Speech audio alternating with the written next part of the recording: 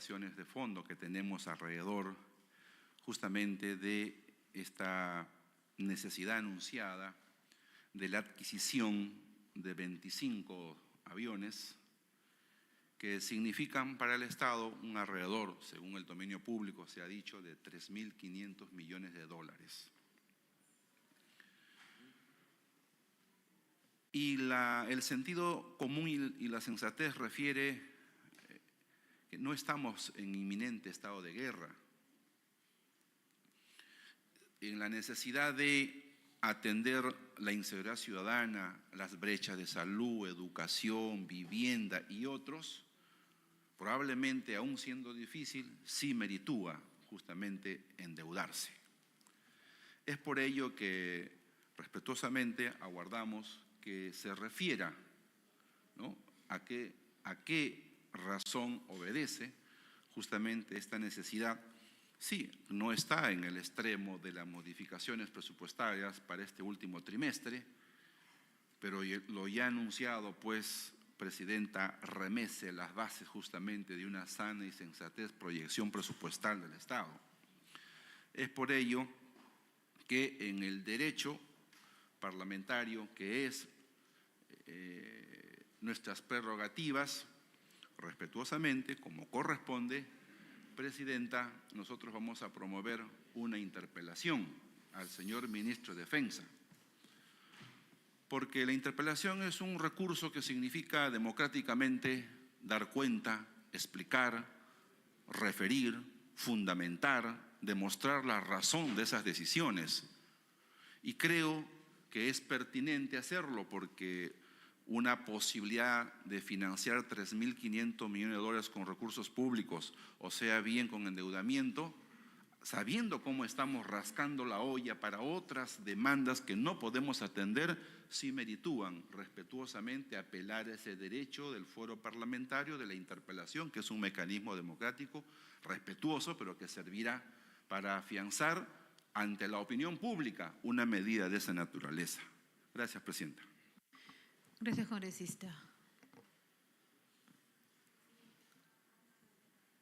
Congresista Portoletti, tiene la palabra. Muchas gracias, Presidenta. Para que nos informe el Ministro de Defensa sobre las compras de armamento y que uno de los contratistas sería el país de Israel, ya que el país de Israel ahorita está en una situación de una puerta a una guerra regional, ya que ellos no tendrían ya la capacidad resolutiva. No sé cómo está ese avance, esa adquisición, ya que yo coincido con el congresista Roberto, no estamos en estado de guerra, tenemos otras prioridades. Creo yo que no sé si es en su gestión o lo que está continuando de la gestión anterior. Sin embargo, nos gustaría que nos responda. Muchas gracias, Presidenta. No habiendo más participaciones, dejamos en uso la palabra al señor Ministro de Defensa. Muchas gracias, señora Presidenta. Voy a contestar las preguntas referidas al tema y también las otras preguntas que no tienen relación al tema expuesto, pero creo que es importantísimo conversar porque efectivamente lo conversaba en el pasadizo en términos como tiene que ser, en términos intercambio de ideas. Yo siempre he dicho que no interesa la ideología cuando está de por medio los intereses nacionales. Y en ese sentido yo agradezco que si me dice una interpelación, yo estaría gustoso de venir al Congreso para exponer las razones de por qué es tan importante la defensa del Estado. Voy a aprovechar en esta tribuna para explicar muy brevemente. Yo creo que esto merece una conversación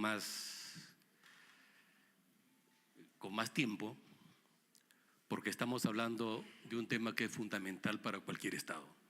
Estamos hablando de la supervivencia de un Estado. Justificación. Yo me refiero al artículo 44 de nuestra Constitución, que expresa que el Estado tiene 4 deberes primordiales. Uno de ellos es la defensa de la soberanía nacional. Otro de ellos es la protección a la población de sus amenazas a la seguridad. Ahí encajaría la seguridad ciudadana como una de las amenazas, que son muchas. Actualmente, oficialmente, hay 10 amenazas que afectan a la seguridad nacional. Una de ellas, la inseguridad ciudadana. Pero yo acabo de mencionar que la primera de esos 4 deberes primordiales del Estado, que lo establece la Constitución, no lo digo yo, lo dice nuestra Constitución, es la defensa de la soberanía nacional. Pasamos al artículo 163. Y yo aprovecho para recordar a la ciudadanía, que es fundamental. El artículo 163 especifica que toda persona natural o jurídica está obligada a participar en la defensa nacional, de acuerdo a ley. Artículo 165. Las Fuerzas Armadas, conformadas por el Ejército, Marina de Guerra y Fuerza Aérea, tienen como función primordial la defensa de la independencia, la soberanía, que acabo de mencionar, y la integridad territorial. Pregunto, ¿cómo vamos a cumplir las Fuerzas Armadas esas tareas primordiales que nos asigna la Constitución si no tenemos la capacidad necesaria para cumplir esa función? Las Fuerzas Armadas permanentemente cumplen infinidad de funciones y creo que la población es testigo de ello. Hace poco estábamos contra incendios, ahora estamos apoyando a la policía en el control del orden interno, estamos en el BRAEN y no dejamos de hacer, simultáneamente vamos cumpliendo muchas tareas. Dentro de pocos días vamos a asumir el control del orden interno en el Putumayo, en nuestra Amazonía, donde efectivamente no se está garantizando la soberanía. Y ustedes son testigos, los congresistas que son de esas regiones permanentemente conversan conmigo y yo comparto esa preocupación. Pero la pregunta es, ¿con qué capacidades vamos a cumplir esa función que establece la Constitución? Y lo voy a decir con claridad, con absoluta claridad. Ha habido un descuido de los gobiernos anteriores que ha permitido que llegamos a una situación de indefensión. Y eso nos debe preocupar. Nos debe preocupar a todos los peruanos. Por ello, cuando el congresista Roberto Sánchez dice que el sentido común y la sensatez nos debe hacer priorizar otras necesidades, yo también podría repetir, con el mismo sentido común y sensatez debemos entender lo que es razón de Estado y lo que significa seguridad nacional para un Estado. Dicho ello, paso a contestar la pregunta de la congresista Kelly Portolatino sobre el cambio de grupo ocupacional. Usted, hemos conversado varias veces, también con el congresista Alex Paredes, y en verdad es una preocupación del sector.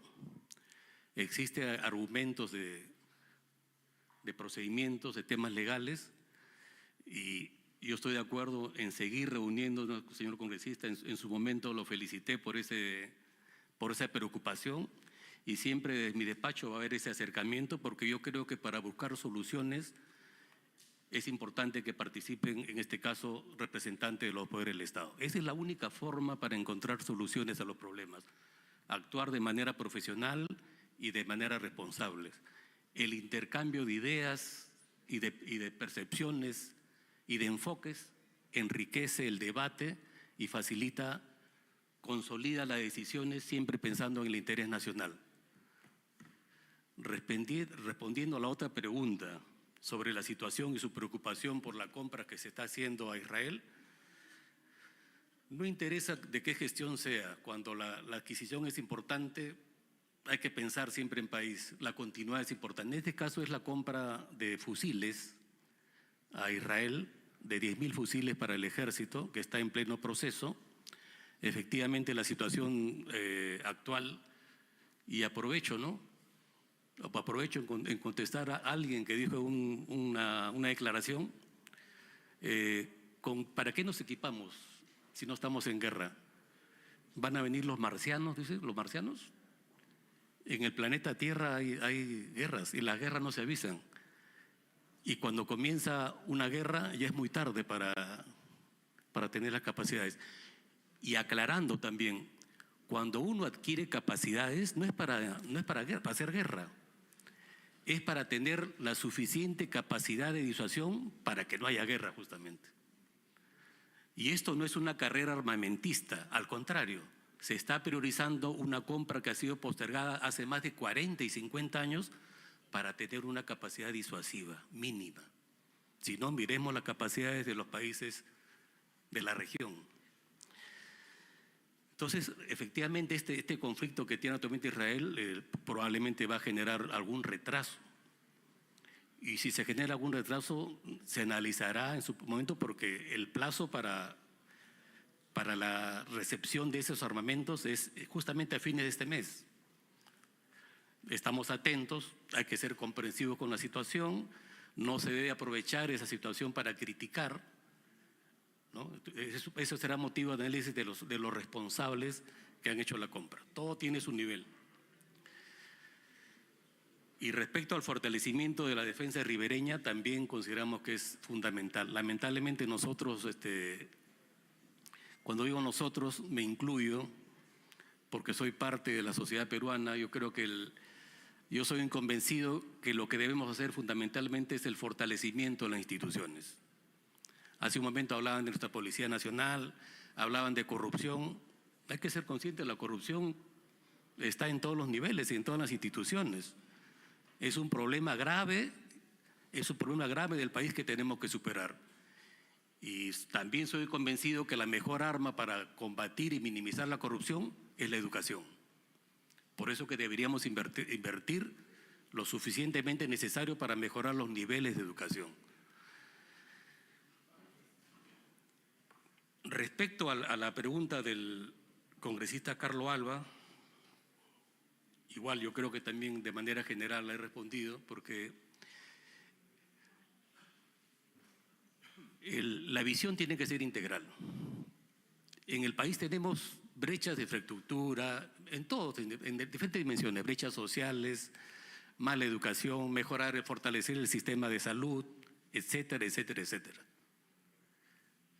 Pero la visión tiene que ser integral. Nosotros no podemos decir, tenemos que invertir solamente en prevención para evitar el mayor efecto de desastres naturales, porque también tenemos que invertir en carreteras, también tenemos que invertir más en educación, tenemos que invertir en salud, pero también tenemos que invertir en defensa. La seguridad y el desarrollo son variables interdependientes. Solamente le quiero expresar algo que es un tema de conocimiento general. Los países desarrollados, voy a poner el caso de Estados Unidos, así como nosotros tenemos una política general de gobierno, que los presidentes, cuando asumen funciones, vienen al honorable Congreso y la expresan. En Estados Unidos, el presidente, cuando asume funciones, en los primeros 6 meses tiene que ir al Congreso y explicar cuál es su estrategia de seguridad nacional. Y dentro de esa estrategia de seguridad nacional están las acciones de desarrollo, economía, todo el tema. Porque para ellos, por algo son desarrollados, la primera condición para el desarrollo es la seguridad. Entonces nosotros no estamos proponiendo que la seguridad sea la primera condición de desarrollo porque estamos en una situación distinta. Efectivamente, hay que darle importancia a todas las brechas sociales que nos faltan, pero no podemos descuidar la seguridad. Entonces, ese es el enfoque al cual me refiero. Todo es importante, pero la ecuación perfecta, la solución tiene que ser integral. dependiendo la realidad de nuestro país, donde existen demasiadas brechas sociales, brechas en educación, ya lo he mencionado, pero no podemos descuidar la seguridad. ¿La seguridad ciudadana es importante? Sí, es muy importante, pero es una de las 10 amenazas que afectan a la seguridad nacional. Por lo tanto, la estrategia tiene que ser afrontar todas esas amenazas para tener un país seguro y próspero.